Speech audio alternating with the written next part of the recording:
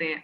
लेकिन ललित लखवाल जी, बात ये कि कांग्रेस पार्टी ने आपको कुछ भी कहने का छोड़ा नहीं है इस कैंडिडेट के सिलेक्शन में। युवा हैं, दलित की आवाज उठाते हैं, एसटी की आवाज उठाते हैं, राजस्थानी है, मतलब चारों खाने चित किया ऐसे लगता है।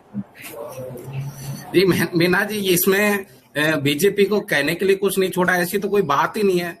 कैंडिडेट चयन करने की पार्टी की सबकी अपनी अपनी वो है स्वतंत्रता, वो किसको कैंडिडेट बनाती है, क्या कैंडिडेट बनाती है। इनके चयन को तो चैलेंज इनके ही लोग कर रहे हैं, बीजेपी ने तो कभी किया ही नहीं। अब मुझे तो ये और लग रहा है कि इन पे जो आरोप प्रत्यारोप लगा रहे हैं, क्या ये दलित हैं इसलिए तो नहीं कर रहे हैं।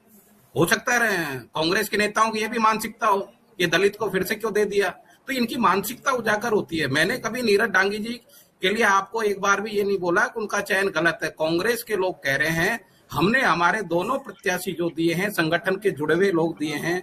सतीश पूनिया जी बहुत लंबे समय से संगठन के लिए सक्रिय रहे हैं, छात्र जीवन से वो एबीपी में रहे, युवा मोर्चा में लंबे समय तक रहे, महामंत्री 6 साल तक महामंत्री रहे, फिर प्रदेश अध्यक्ष रहे, उसके बाद बीजेपी राजस्थान में 4 बार प्रदेश महामंत्री, उसके बाद प्रदेश अध्यक्ष, उसके बाद संगठन हरियाणा बीजेपी के संगठन प्रभारी रहे। उनके नेतृत्व में बहुत अच्छा तरीके से बीजेपी तीसरी बार सरकार बनाने में सफल हुई है।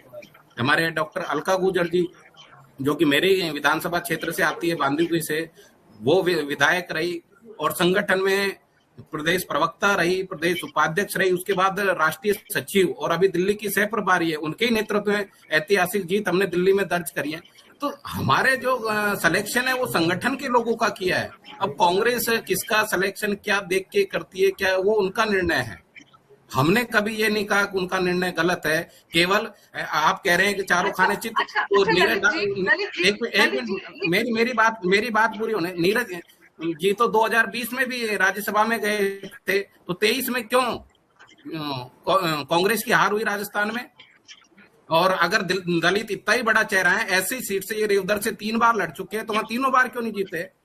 तो ये एक कहना कि जो नीरज डांगी को दोबारा से बना दिया तो बीजेपी चारों खाने चित्त हो गई, ऐसा कुछ नहीं है। चारों खाने चित्त तो इनके ही जो और लोग टिकट मांग रहे थे राज्यसभा का, वो चित्त हुए हैं, इसलिए वो आरोप प्रत्यारोप कर रहे हैं। हमारा तो कुछ नहीं है इसमें। ललित जी, सवाल ये